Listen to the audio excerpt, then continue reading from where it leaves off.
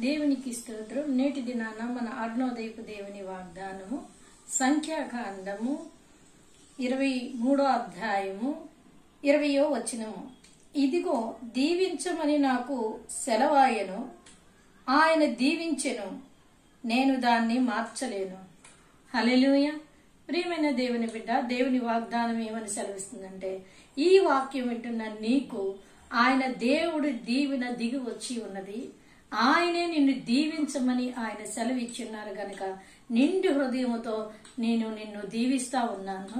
కనుక ఈ దీవెనను ఎవ్వరూ కూడా మార్చలేరు. ఇది దేవుని వాగ్దానం సంపూర్ణమై ఉన్నది.